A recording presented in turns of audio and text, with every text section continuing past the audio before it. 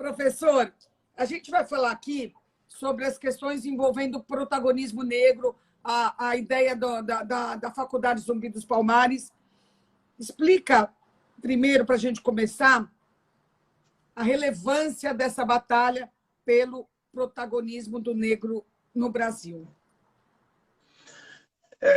Em verdade, eu penso que temos uma exemplificação muito rica, seja do drama, seja da dramaticidade e seja da inexorabilidade desse tema nos tempos que antecederam, especialmente no momento atual. Eu acho que o George Floyd, em síntese, define o que é o problema do negro em qualquer lugar do mundo, mas, sobretudo, o que é o problema do negro no nosso país. Nós não precisamos lembrar, mas somos um país de 400 anos de escravidão, que se seguiu a uma exclusão brutal e total do negro, e de uma república que em nenhum momento construiu qualquer dos caminhos, qualquer das ações necessárias para incluir esse público para dentro dessa democracia, para dentro desse Estado democrático de direito. Então, o resumo da ópera é um país partido, cindido, em que os 56% da população, a maioria dos brasileiros, pois é. Mais da metade da população do Brasil é negra. Pois é. E numa democracia em que a maioria caminha, decide, não é? Nós conseguimos pôr a mesa de perna para cima. A maioria está do lado de fora, a maioria não tem participação igualitária, a maioria não tem vez, não tem voz no nosso país. E se não bastasse, essa estrutura que se denomina como uma expressão do racismo estrutural, do ódio racial ou do viés inconsciente, acaba, ao final, nos entregando um país em que esse conjunto de brasileiros miscigenados são bipartidos. Eles, metade fica para dentro e metade fica para fora. Miscigenados, então, mas não tanto, né? Miscigenados sim. Na teoria, né? Sim. Chega na prática, essa miscigenação, então, ela ganha uma patronização. É uma miscigenação em que a estética branca predomina. Não é? Professor... Então, é esse o desafio e é essa a situação que está colocada para qualquer um que queira pensar. Quando que você chegou à conclusão ou teve condição de criar a Faculdade Zumbi dos Palmares? E explica qual é o princípio da Zumbi dos Palmares. A Zumbi dos Palmares é uma tentativa de respostas a esses desafios, não é? Que já estavam colocadas, aliás, que estiveram colocadas ao longo de toda a nossa trajetória histórica e que no nosso tempo, da nossa geração, há 20 anos atrás, as coisas estavam mais ou menos do jeito que está hoje.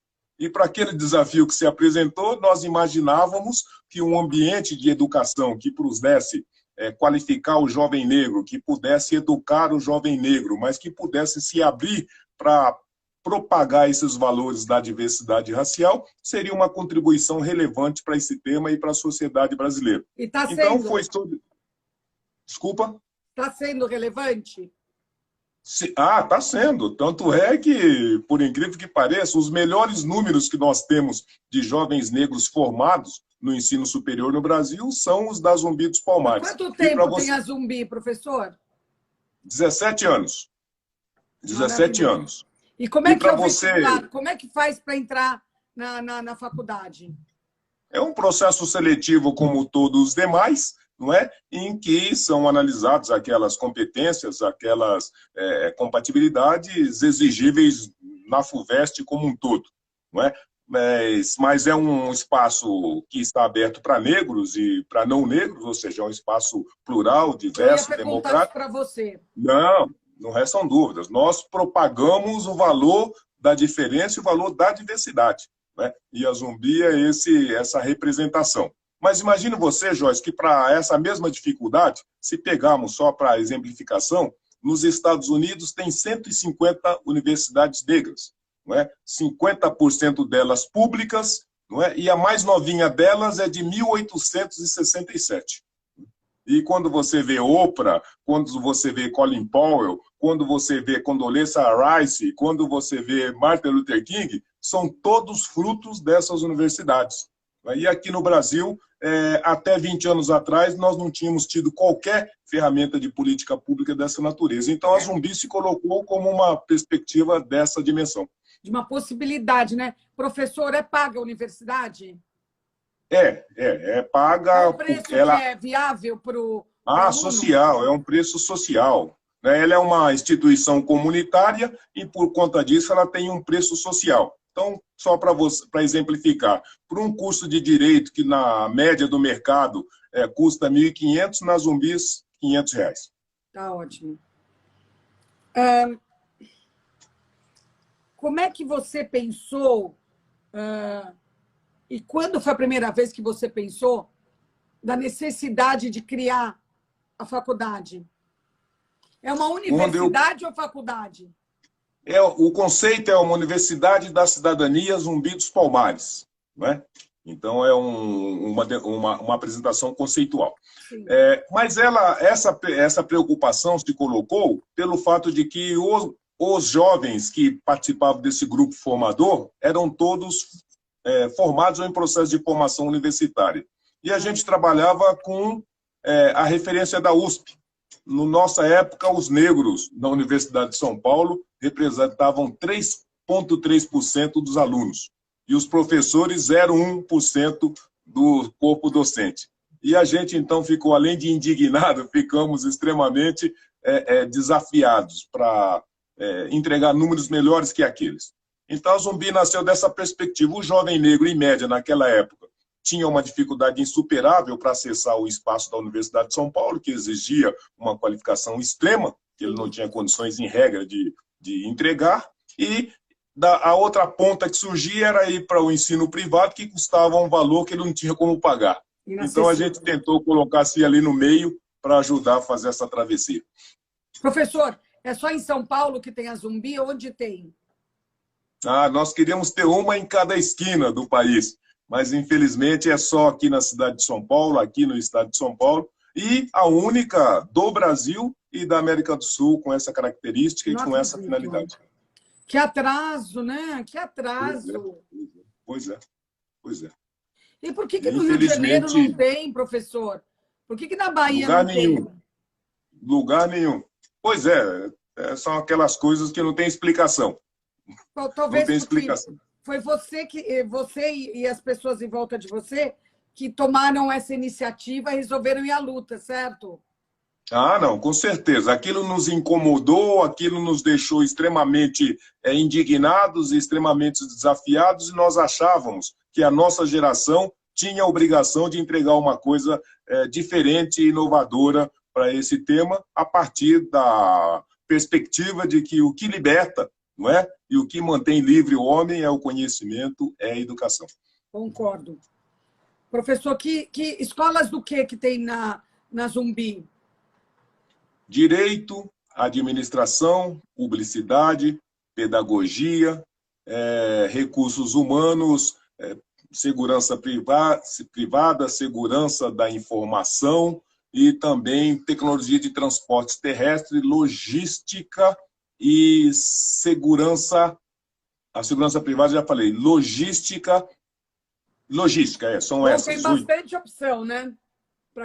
Tem bastante opção, cursos variados que são muito demandados pelo mercado. Sim, é isso que interessa, porque não adianta sair doutor, né, e não conseguir emprego depois, né? Com certeza. Como é que aqui você atribui, professor, esse caminho que você trilhou, essa sua vida vitoriosa?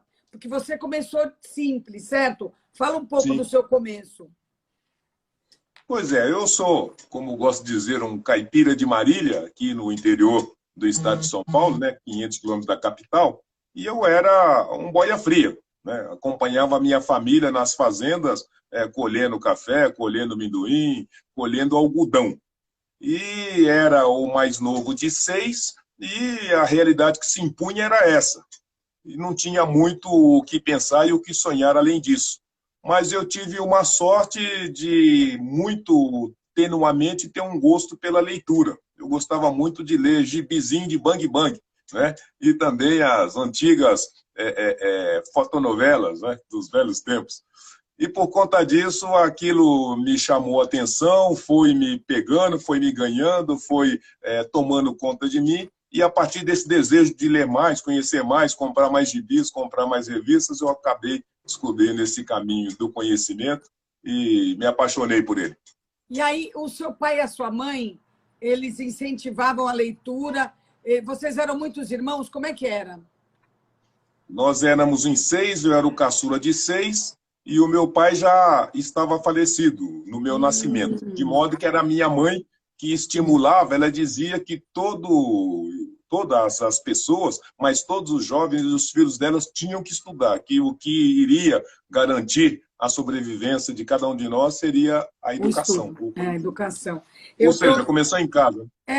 Eu tenho perguntado isso para algumas pessoas. Eu perguntei para o Emicida, perguntei para a Luiz Helena Trajano, quando eu conversei com eles, porque são pessoas muito representativas e que abrem caminhos, né?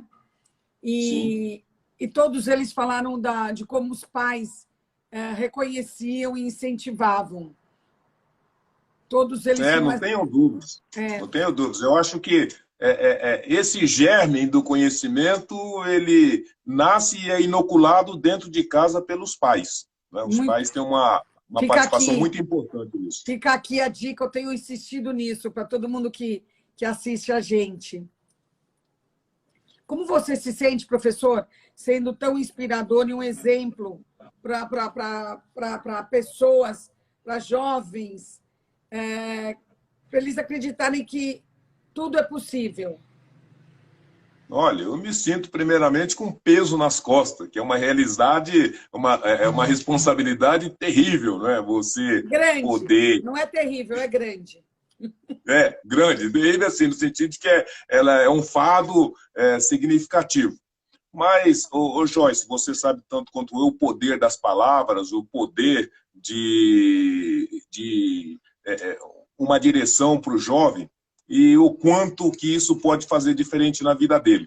Né? E eu vi, ao longo dessa trajetória, o quanto uma palavra, ou quanto, inclusive, estar aqui falando com a Joyce, é importante para impactar a vida do jovem lá do outro lado, na ponta. Entendeu? Obrigada pela minha parte, tá? Não, mas com certeza. A hora que eles verem isso, eles falam, nós podemos, é possível. Né? Então, eu não tenho dúvida. Feliz de contribuir e colaborar.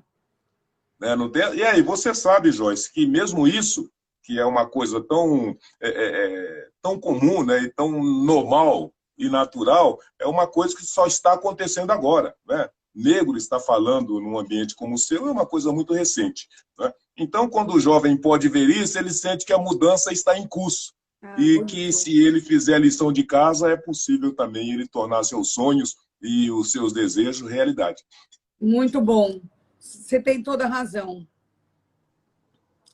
Você acha que o mercado de trabalho no Brasil está incluindo mais ou continua no mesmo patamar de tempos atrás? Eu diria que ele está incluindo menos, né? Por um motivo muito simples. Quando você fazia essa reivindicação há 10, 15 anos atrás, o estoque de jovens negros qualificados e prontos eram muito menor. Hoje nós temos turbilhões de jovens negros. Imagine você, que eu estava lhe dizendo que a gente foi provocado ao construir a Zumbi porque tínhamos 3,3 de negros na USP. Né? Hoje nós temos, no conjunto, 18% de jovens negros nas universidades. Universidade pública e privada por conta das cotas, ProUni, etc. e tal. Não é? Mas acontece que esse público, além de extremamente competente e qualificado, ainda estão obstaculizados pelos muros do ambiente empresarial no nosso país, mais do que antes. Né? Então, infelizmente, nós retrocedemos. Por que se atribui, professor? Por que está mais? Pela disputa? Pelo quê? Olha, nós somos obrigados a convergir com todos aqueles demais estudiosos que dizem que nós somos vítimas muito profundas desse racismo estrutural, que ele se manifesta das mais variadas formas e, às vezes, até de maneira involuntária, mas a sua resultabilidade ela é conhecida pelos números que os ambientes apresentam, o ambiente empresarial. Imagine você, por exemplo, Joyce, que nós somos um país de miscigenados, em que os negros são 54% da população, e que nas nossas 3.000 maiores empresas não temos negro no primeiro, segundo, terceiro e quarto escalão. Ninguém, e nem você, conhece o presidente de um presidente negro ou uma presidenta negra de uma grande empresa no país de negros e brancos miscigenados. Então, essa é a realidade que nos confronta, que nos afronta e que nos desafia. Olha, o resultado da nossa ação entregou esses indicadores, né, e que confirmam que nós temos um problema seríssimo e que todos os estudos, toda a doutrina, toda a ciência encaminham. Olha, temos um racismo estrutural, temos um preconceito, uma discriminação racial que está no cerne da nossa questão. Professor, como que a gente pode começar a melhorar esse quadro? Mudar, é claro, tem que mudar, mas tem que começar por um lugar, né? Por isso que, quando nós debruçamos sobre o nosso projeto, nós acreditávamos e continuamos acreditando na capacidade da educação, do conhecimento de produzir a mudança nas mentes e nos corações. Então, nós precisamos de informação e, junto com a informação, logicamente, uma tomada de posição, uma atitude de toda a sociedade, mas principalmente, como no caso que nós estamos citando, do ambiente empresarial. Olha, a verdade está aqui, explícita, límpida, para quem quiser conhecê-la. Agora, a partir dela, a gente precisa, então, seguir com as nossas atitudes, com as nossas posturas, para transformar esse tipo de coisa. Então, o que eu tenho visto e o que eu aprendi ao longo desse tempo? Ninguém é racista, propositadamente. Nós somos frutos de um processo que nos estrutura desde a nossa gênese e que, para combatê-lo, nós nunca construímos quaisquer ações, quaisquer políticas, quaisquer encaminhamentos. Então, nós temos o desafio de construir ou de desconstruir esse tipo de coisa e temos o desafio também de colocar alguma coisa no lugar. Então, é indispensável que menos, como se diz aí, do que ser racista, nós temos que ser antirracista. Então, temos que desconstruir e, para desconstruir, nós precisamos partir desse pressuposto. Muitas das pessoas, por incrível que pareça, Joyce, não têm informação.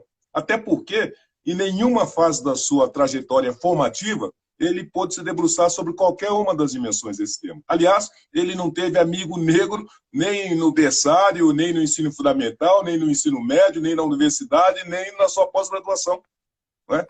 E, por conta disso, o que ele se apresenta, se manifesta, é uma estrutura dessa trajetória formativa. Então, nós precisamos agora requalificá-lo para essa realidade que está colocada, e nós precisamos, da mesma maneira, ações objetivas que possam começar a fazer essa mudança. Então, por exemplo, no caso das empresas, olha, se nós temos aí caminhões de Robinhos, de Joaquins Barbosas, de Thaís Araújos, de Jamila Ribeiros, nós não podemos permitir que esse obstáculo artificial se mantenha e impeça da gente aproveitar esses talentos.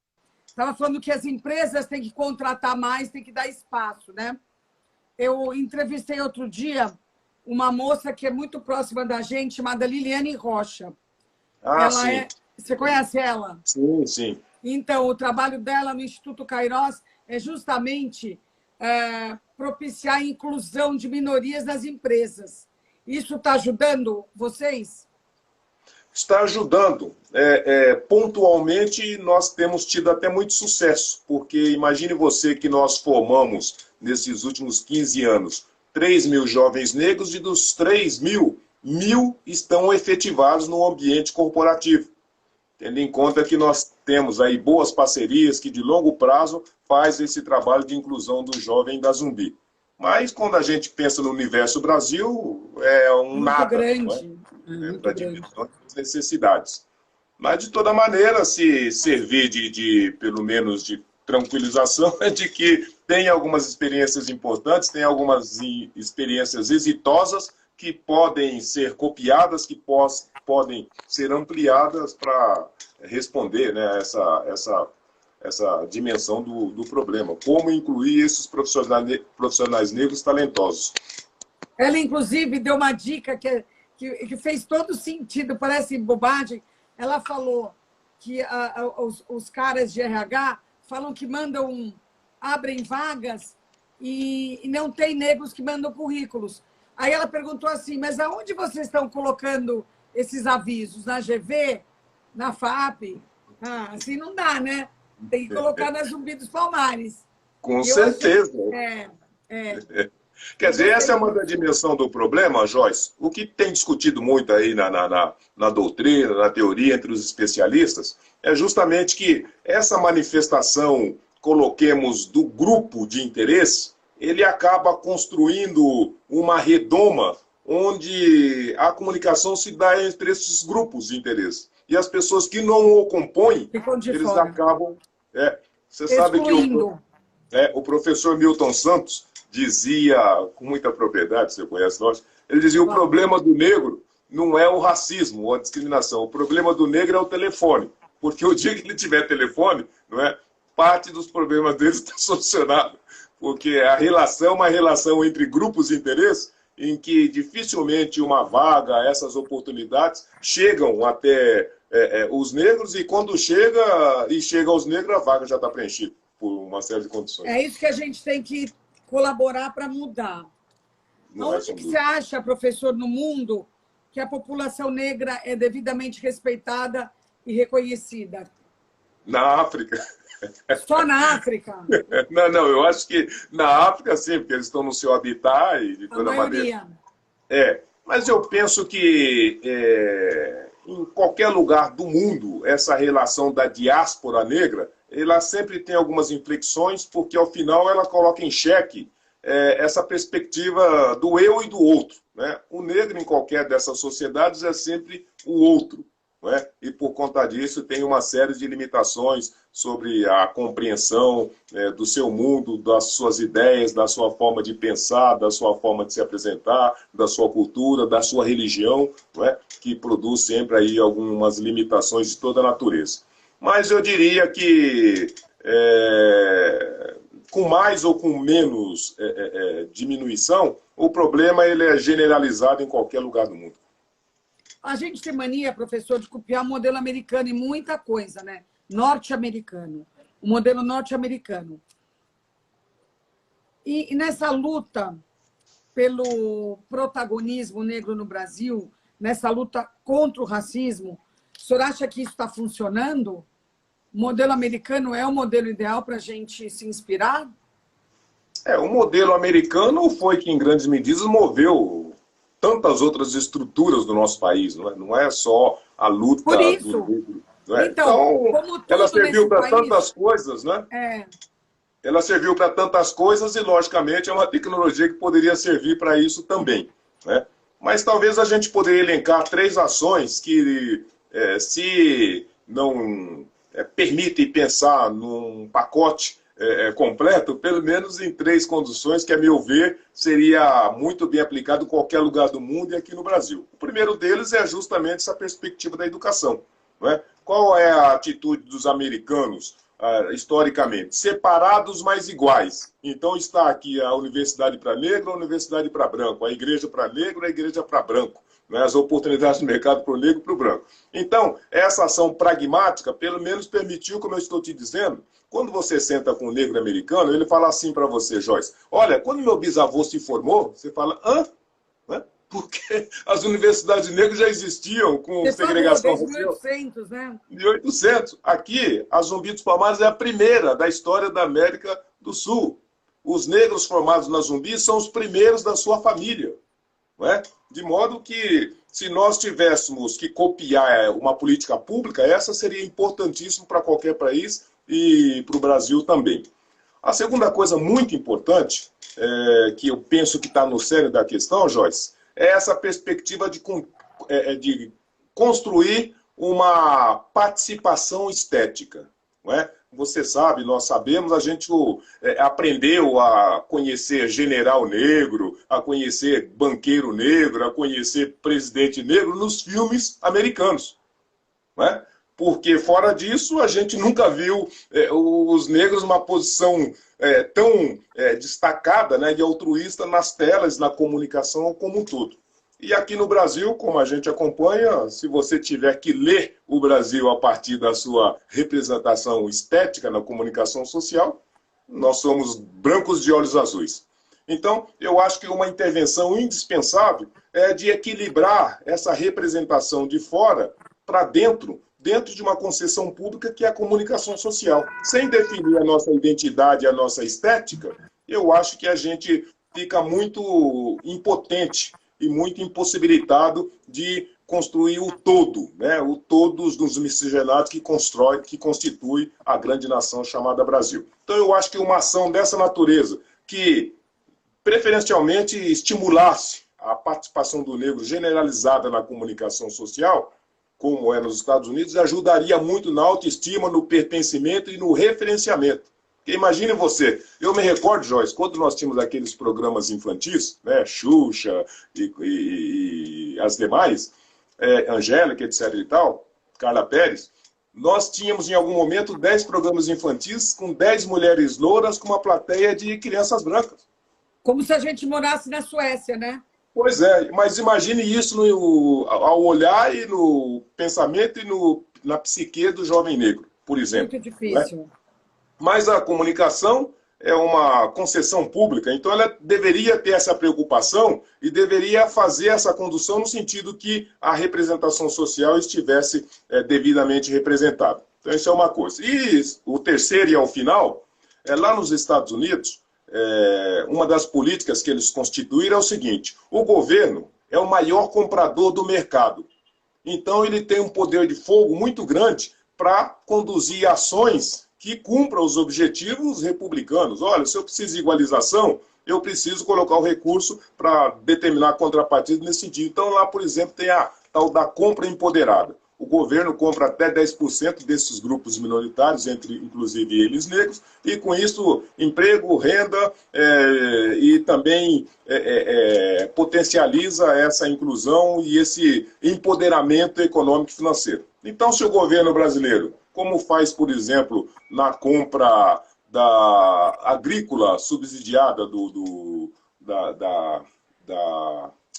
da agricultura familiar, né? Você sabe que na agricultura familiar o governo faz um tratamento diferenciado e compra desse pessoal. Se ele estende isso, né, para contemplar essa distorção da comunidade negra, como faz nos Estados Unidos, seguramente ele então ajudaria rapidamente a fazer a equalização. Enfim, então 3 medidas simples e que funciona lá e que poderia funcionar cá, ajudaria a gente a melhorar os nossos indicadores como se apresentam hoje. Em termos de representatividade política, também não está bem representado, né? Tem pouca representatividade ou eu estou mal informada?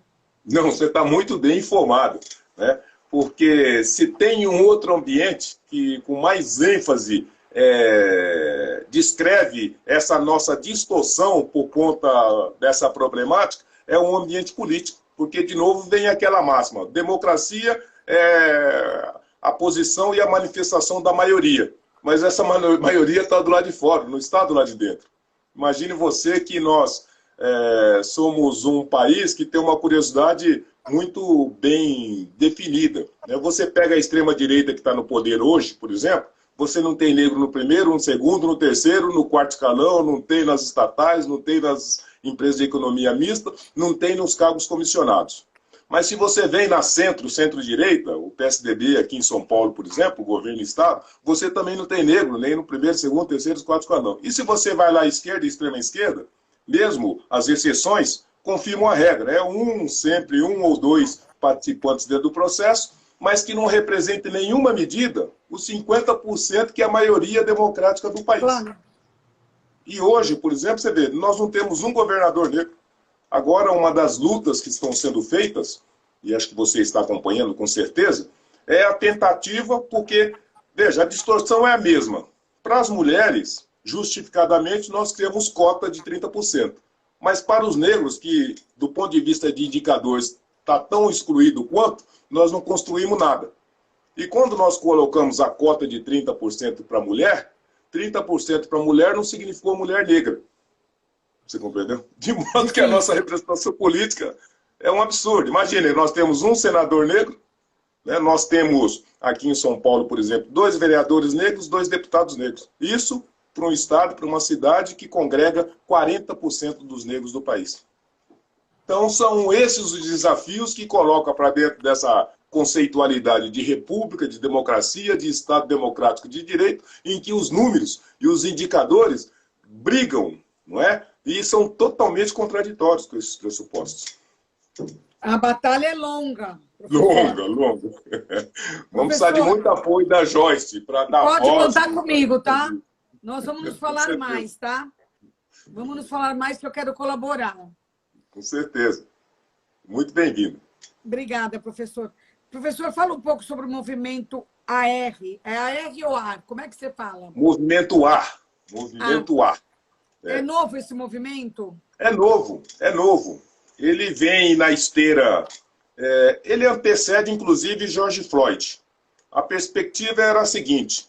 Você, como bem sabe, nós estamos numa crise econômica que está batendo quase 6 anos, né, e que produziu um malefício, um dano terrível, que se traduziu, dentre outras coisas, em quase 14 milhões de desempregados, e dos quais 67% eram negros. A essa situação econômica juntou-se esse embate político, né, que tem uma linha muito clara de que essas políticas, mesmo afirmativas, sofreram um processo aí de congelamento, quando não de regressão. E depois, em cima dessas 2 camadas, colocou-se o coronavírus. Então, significa, olha, ou a gente se coloca de pé para salvar o número de vidas que for possíveis, do ponto de vista dessa exclusão definitiva, ou a gente começa a construir pontes para trazer esse time para dentro do novo normal, ou eles ficarão agora anos-luzes afastados do que deve ser a civilização. Não é? Então, em cima disso, construiu uma perspectiva. Como é que a gente poderia fazer isso? Olha, vamos juntar um grupo de formadores de opinião que defenda isso como um valor, e com a força desse grupo de formador de opinião, vamos pôr nosso bloco na rua em cima de uma agenda mínima que dê conta de aspectos importantes desse público e desse tema. Então, foi para essa finalidade, com esse fundamento, se constituiu o grupo A, né? Nós queremos respirar. E em cima do seguinte pressuposto, não é? Esses limites todos que nós identificamos e que nós conversamos são, ao final, do ponto de vista simbólico, os joelhos, né, que se colocam no pescoço dos negros e que impedem deles usufruir de uma forma igualitária os espaços e as oportunidades públicas. Então, a gente precisa tirar isso do joelho, né, para que, sim, que eles possam respirar livremente. Então, o objetivo é esse, em cima de uma agenda de 10 pontos, um conjunto de formadores de opinião empresariais, tem quase 50 empresas também assinando esse trabalho, e com formadores de opinião expressivos da sociedade civil, negros, brancos, japonês, chinês, todo mundo foi muito bem-vindo. E a gente está querendo, então, pôr isso como uma pauta, uma agenda para esse novo normal e ajudar a construir a ponte para que esse público não fique de novo, né, lá no fim da fila. Muito interessante, muito necessário e muito bem-vindo. Professor, o que é esse fundo Vidas Negras Importam? E como a gente faz para ajudar esse fundo? Na verdade, o raciocínio foi o seguinte. Olha, fazer essa travessia vai precisar de recursos de toda a natureza.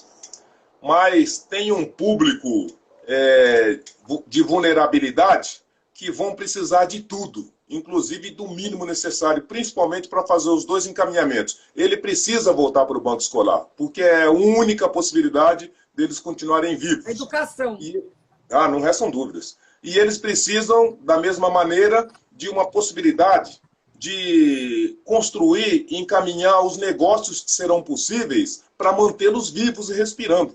Então, diante da limitação, da falta de trabalho que estará nesse novo normal, e diante da dificuldade de nenhum recurso para poder fazer essa travessia, a gente tentou criar um meio do caminho em que coloca os recursos, ele coloca o talento, a inventividade, e com isso a gente traz para dentro, pelo menos, do mercado da economia criativa.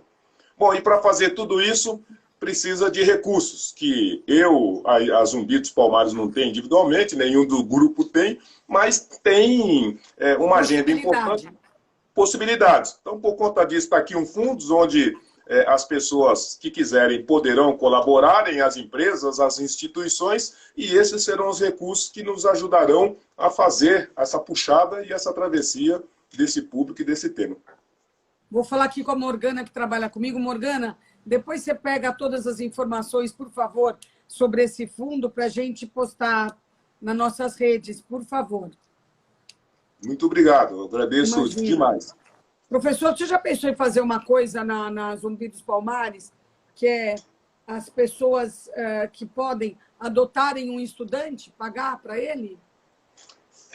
Em grande medida, uma das agendas do movimento AR é justamente isso. Adote um aluno negro, qualificado, com competência, com talento, com inventividade, e não deixe ele se perder por aí. Não é? Tá. Então, já tem definido na agenda. Eu vou querer participar. Pede para a sua assessora falar com a Morgana, ela pega meus contatos. Eu vou querer participar, tá? Puxa, eu agradeço. Muito obrigado. Vamos descobrir um talento aí, um Robinho, não é? Um Pelé. Eu já faço isso. Eu estou falando isso porque eu sou madrinha de um projeto na Unibis, que é União Israelita Brasileira. É um projeto que chama Adote um Futuro, onde eu que criei esse projeto. A ideia foi minha há mais de 10 anos atrás, onde a gente adota um estudante que precisa e você paga por mês e acompanha a vida dele. Acompanha a distância, uma vez por ano a gente se encontra.